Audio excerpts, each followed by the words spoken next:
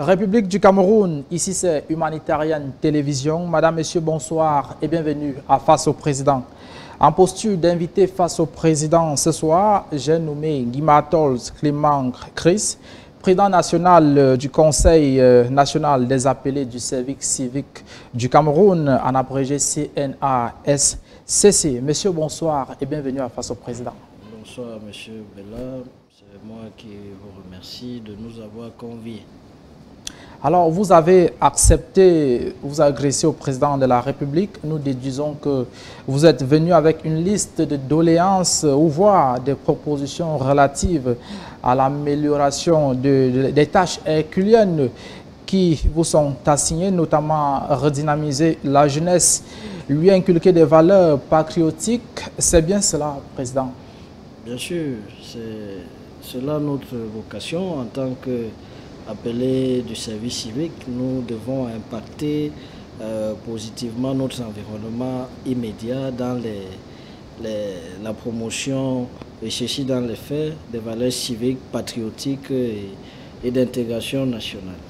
Je vous invite donc à prendre cette courte ponctuation et on se retrouve juste après pour le vif du sujet. À tout de suite.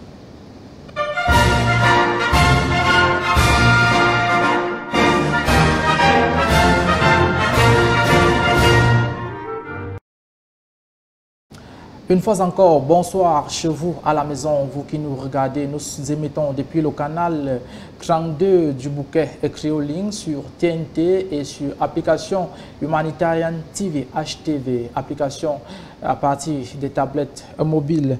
Alors, d'emblée de jeu, président, c'est quoi le Conseil national des appelés du service civique du Cameroun? Eh bien, merci pour cette question. Le Conseil national des appelés du service civique du Cameroun est cette plateforme-là qui regroupe l'ensemble des appelés du service civique formés, ceci sur l'ensemble du triangle national à l'effet d'implémenter les acquis de la formation. Je vais aller un peu plus loin. Vous savez que le chef de l'État en 2006 constatait que la moralité publique avait reculé.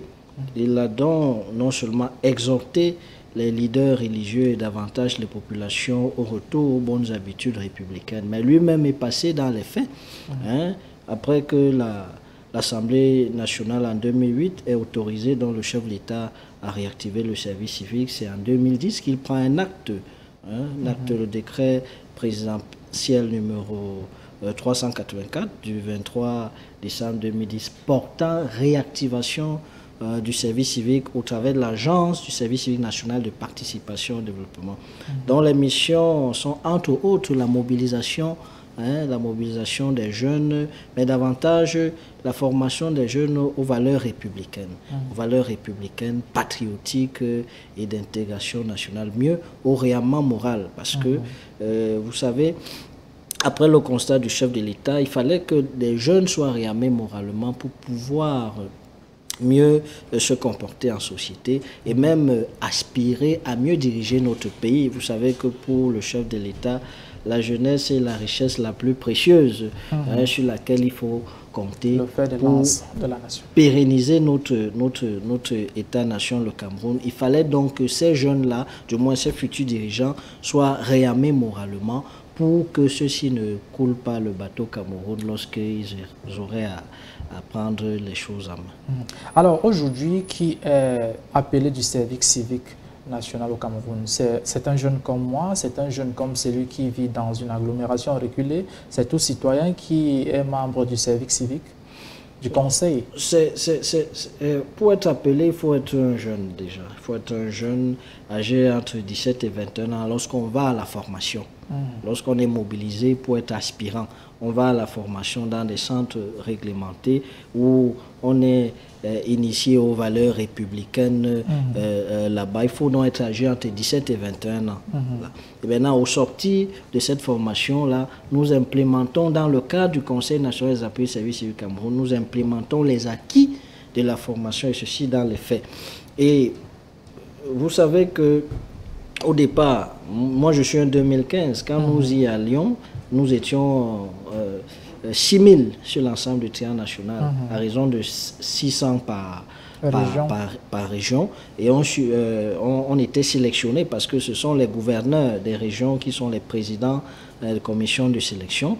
Après avoir été mobilisés, nous étions sélectionnés si on respectait les critères. Mais la formation est gratuite. Elle est gratuite, c'est une formation qui est ouverte à tous. Mais le premier critère, c'est l'âge, entre 17 et 21 ans, lorsqu'on va à la formation. Et maintenant, puisque notre mission, c'est d'impacter positivement notre environnement immédiat. Lorsque, par nos actions responsables, républicaines et patriotiques, nous avons pu également impacter et sensibiliser ceux-là qui n'ont pas pu avoir la chance d'aller à la formation, ils peuvent décider de nous suivre. Et c'est pourquoi le Conseil accueille les appelés du service civique d'abord et tout Camerounais qui promeut les valeurs civiques, patriotiques et d'intégration nationale. Et au terme de cette formation-là, à qui est dédié cet honneur du Conseil national du service civique du Cameroun? Vous voulez parler de loyauté? De la loyauté autant. Oui, notre loyauté va immédiatement au chef de l'État, qui est la première institution et davantage l'institution la plus imminente de notre pays, qui garantit même le reste. Un appelé du service civique a vocation à soutenir et accompagner les institutions de la République. Vous comprenez? Nous sommes des gendarmes de la morale et la moralité publique, puisque nous sommes des pères éducateurs. Alors, vous comprenez donc que nous devons accompagner les institutions de la République dans le domaine qui nous est dédié et celui de la promotion des valeurs civiques, patriotiques et d'intégration nationale. Donc, naturellement, notre loyauté va à l'endroit des institutions de la République, au premier chef desquels le chef de l'État lui-même. Vous avez évoqué tout à l'heure, qu'il y a quelques secondes seulement, vos actions dans le Conseil national des appelés du service civique. Parlant justement donc de ces actions, on vous a vu quelques fois dans la lutte contre le coronavirus. On vous a vu tout récemment encore, c'était à Obala, où vous avez relancé la campagne de valorisation des symboles et emblèmes nationaux face à un drapeau. Alors, quel était l'objectif recherché ici? Quelle était la plus-value? Oui, l'objectif, c'est le même objectif de départ lors du lancement même de cette grande campagne nationale de revalorisation des symboles et emblèmes nationaux face au drapeau. Nous sommes partis du constat que le drapeau national était marginalisé, parce que le terme marginalisation est plus approprié pour qualifier tous les sévices que l'on inflige au drapeau dans notre pays, dans des administrations publiques. Vous voyez que le drapeau est négligé, mal entretenu, il change de couleur et parfois même il est déchiré. Vous voyez même que à l'étranger, certains activistes aux origines douteuses ont pris des libertés avec notre drapeau national, et certains artistes même dans l'effervescence de la joie due à leurs prestations enfilent le drapeau, attachent autour des reins, d'autres même essuient les chaussures avec et tout, ce qui n'est pas normal, parce que vous savez, en tant qu'appelé du service civique, nous avons reçu une certaine discipline militaire, et nous, on nous a appris ce que c'est que cet emblème-là, le drapeau national, en dehors des leçons d'éducation civique reçues. Vous savez que les militaires meurent chaque jour pour défendre notre drapeau national. Et c'est cet emblème particulier qui nous distingue et nous particularise des autres États-nations dans le monde. Il mérite donc d'être respecté, d'être honoré. Voilà. Et aussi, nous sommes tous dans le constat et l'observation générale. Lorsqu'on lève même ces couleurs-là, les gens ne s'arrêtent pas. On bafoue le cérémonial de levée de couleur. Il était important pour nous de sensibiliser les uns les autres sur cet état des choses, échanger les drapeaux usés. Donc c'est pourquoi nous avons lancé la campagne en 2017 à Yaoundé 6, avec le soutien du maire de Yaoundé 6, présidé par monsieur le ministre de la Jeunesse et Éducation civique et soutenu fortement par l'agent du service civique national et participation au développement. Mais compte tenu de la situation de la COVID-19, nous avons dû surseoir à cette campagne pour nous intéresser également à participer contre la riposte nationale. C'est pourquoi nous avons donc décidé, après quelques temps, de relancer cette grande campagne pour atteindre les objectifs fixés au départ. Et ça s'est passé à Obala avec l'appui et l'accompagnement de l'agent du service civique et le soutien de monsieur le maire de la commune d'Obala. Lorsqu'on observe la jeunesse actuellement président, on se rend compte que cette jeunesse se voue dans la perdition. Et face à cela, quels sont par exemple les mécanismes que vous avez mis en place pour essayer d'alléger cette tâche qui vous est difficile, de ramener ces jeunes à aimer le drapeau, à pouvoir s'arrêter lorsque on fait le lever des couleurs par exemple? C'est tout l'intérêt de la campagne en cours ou relancée de revalorisation des symboles, parce qu'on sensibilise, notre rôle c'est de sensibiliser les populations en général et les jeunes en particulier, parce que le drapeau national ne concerne pas une catégorie de personnes, c'est le Cameroun tout entier qui est interpellé au respect de cet emblème-là. Donc notre stratégie, c'est une sensibilisation de proximité. C'est pourquoi, pendant notre déploiement, nous sommes allés dans plusieurs sites, dans des chefferies, dans des établissements scolaires et même dans certaines administrations, pour parler de l'entretien lié au drapeau national. Parce que vous savez que le drapeau ne doit pas connaître les intempéries, il ne doit pas pleuvoir sur le drapeau national. Lorsqu'il y a une intention de pluie avérée, il faut descendre les couleurs. Il faut descendre les couleurs, plier soigneusement le drapeau et aller le garder pour le lever le lendemain. Donc c'est ça notre stratégie, cette sensibilisation de proximité. Et via les réseaux sociaux également, vous savez qu'on ne peut plus s'en passer de ces autoroutes de la communication.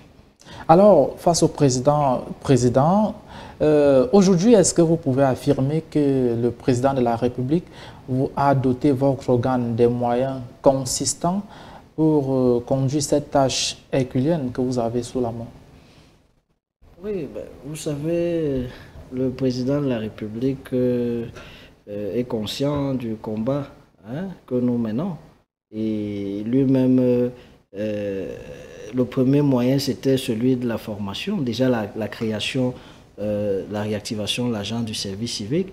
Et chaque année, il y a des moyens qui sont mis à disposition pour former et réarmer moralement les appelés du service civique, vous comprenez. Maintenant, pour la campagne de revalorisation, je crois que le chef de l'État suit personnellement cette campagne et certainement il fera ce qu'il faut faire puisque c'est le chef de l'État et son temps et le sien. Face à une jeunesse quasi exterminée avec l'utilisation peu orthodoxe des réseaux sociaux sans aucun respect des symboles républicains, Président, est-ce que vous avez aussi pris en compte cet autre aspect du service civique, de la citoyenneté dans le Conseil national des appelés du service civique du Cameroun? C'est notre seule vocation, celle d'inoculer la prise de conscience auprès des autres jeunes. C'est ça notre objectif, c'est ça notre raison d'être.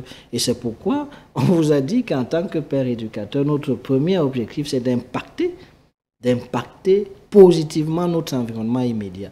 Ça veut dire que les 13 800 appelés du service civil du Cameroun qui sont partout impactent, que ce soit dans le secteur de l'éducation, avec la création des clubs d'éducation civique et d'intégration nationale. Nous avons des forats WhatsApp, nous avons même des forums Facebook, des forums Facebook qui distillent à longueur de journée ces messages républicains et citoyens, mais davantage la sensibilisation de proximité, parce que nous avons compris que l'efficacité de ce de cette lutte-là, hein, c'est d'aller vers les gens, parce qu'il y en a même qui sont pour la plupart des ignorants et posent des actes sans mesurer même l'ampleur, sans connaître ce qu'il faut faire et même ce qu'il ne faut pas faire. Donc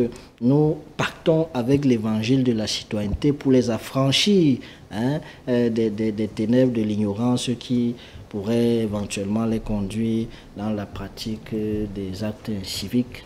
Président Imatol Clément Chris, vous êtes face au président sur Humanitarian Télévision. Alors, face à cette dévalorisation des symboles et emblèmes nationaux par la jeunesse camerounaise, des discours de haine qui tombent, qui pleuvent de part et d'autre, le mépris de la dignité humaine qui est devenu, je veux dire, le chapitre premier de la leçon de la jeunesse aujourd'hui. Alors, vous êtes face au président. S'il vous était demandé de dire un mot au président ce jour, que lui diriez-vous face à tout cela? Je dirais au président déjà, nous l'encouragerons, parce que vous savez que diriger les hommes, c'est la chose la plus difficile, et davantage un pays comme le nôtre qui est très complexe. Et depuis autant d'années, il continue à diriger le Cameroun. Il s'est même sacrifié, hein, parce que certains seraient allés se reposer malgré les nombreux appels, mais il est resté un patriote. Hein, c'est même notre tout premier appelé du service civique. Je lui dirais donc mes encouragements, mais davantage qu'il sache que nous autres, la jeunesse positive, hein, réarmée moralement, est mobilisée pour l'accompagner dans le secteur dédié, notamment la promotion des valeurs civiques, patriotiques et d'intégration nationale. Je lui dirais également de permettre à ce que le service civique puisse avoir davantage de moyens pour se déployer, parce que l'incivisme dans notre pays vraiment a atteint la cote d'alerte. Ce que nous voyons, ce n'est pas très bien. Ce n'est pas très bien pour même que l'héritage qui va léguer aux Camerounais après soit pérennisé. Pour que cet héritage continue et qu'elle soit pérennisée, cet héritage soit pérennisé, il faudrait que les Camerounais en général et la jeunesse en particulier soient vraiment, et comme lui-même l'a constaté, réarmés moralement, pour que lorsque l'heure sera venue pour que cette jeunesse continue le travail abattu par eux, les aînés, qu'ils soient confiants qu'ils n'ont pas abandonné le Cameroun entre les mains des irresponsables et des personnes qui seront des héritiers indignes. Parlant de moyens, vous avez évoqué dans vos propos tout à l'heure, vous l'avez évoqué. Parlons de moyens. Est-ce que dans le Conseil national des appelés du service civique, il n'est pas aisé, vous voulez dire qu'il n'est pas aisé de réaliser ces projets que vous avez sous la main avec une modicité de moyens? Vous savez, lorsque on a l'habitude de voir les jeunes venir sur des plateaux de télévision, se parler de moyens et tout, sans dire ce que nous-mêmes nous avons. Je voudrais, du moins nous voudrions dire au chef de l'État, c'est que le premier moyen dont nous disposons au Conseil national des appels du service civique Cameroun, c'est notre bonne volonté de servir. Et je crois que c'est l'un des moyens les plus importants, parce que lorsque vous avez déjà la bonne volonté et quand vous pourvoyez des moyens logistiques, financiers, et j'en oublie certainement, vous pouvez réaliser. Donc tout ce que nous avons fait depuis 2017 jusqu'à ce jour, c'est parce que nous sommes nantis d'une bonne volonté républicaine et d'une conscience patriotique. C'est déjà le premier moyen dont nous disposons. Et maintenant, puisque c'est grâce au chef de l'État du fait de notre formation qu'on a ce moyen. Nous lui disons déjà merci. Et qui dit merci demande encore. Nous avons également besoin, Monsieur le Président de la République, des moyens logistiques, financiers, pour pouvoir mieux nous déployer encore et que l'impact se ressente encore plus. Alors, dans le Conseil national des appelés du service civique, dont vous êtes le président, est-ce que, je veux dire, l'organisation, c'est synthétisé, c'est décentralisé, c'est pas concentré autour du président lui seul, puisque vous parlez de vous déployer constamment, on vous voit sur le terrain. Est-ce que vous n'avez pas essayé de décentraliser les affaires pour que la tâche vous soit aussi un peu facile? Oui, je vais répondre à cette question en disant ceci. Nous sommes une organisation structurée.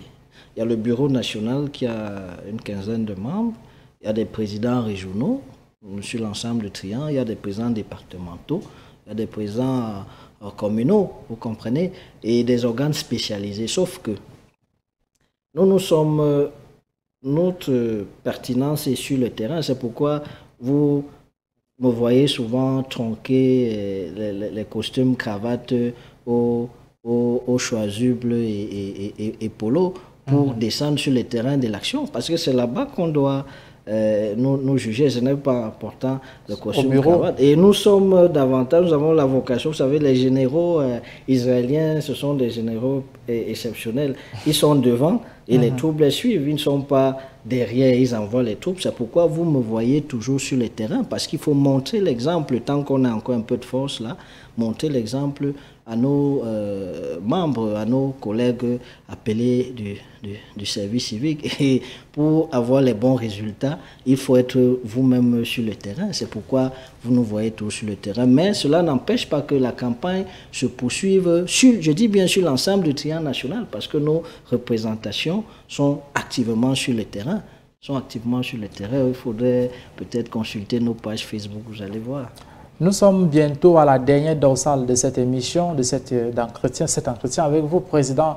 Mais nous allons un peu sortir dans le cadre de vos actions, dans le cadre de ce que vous pouvez agresser au Président de la République. Nous allons un peu aborder un pan sous tutelle toujours du MINJEC, ministère de la Jeunesse et de l'Éducation civique. Nous allons parler un peu du Conseil national de la jeunesse du Cameroun. Ce sont des entités qui se ressemblent, vous le dites bien. Mais figurons-nous, il y a une cacophonie ambiante au sein de cet organe. Président, vous qui êtes aussi auxiliaire du MINJEC, qu'est-ce qui se passe concrètement? Quel est votre commentaire? Je commencerai par dire que le Conseil national de la jeunesse est la plateforme privilégiée d'échange entre les jeunes et l'État.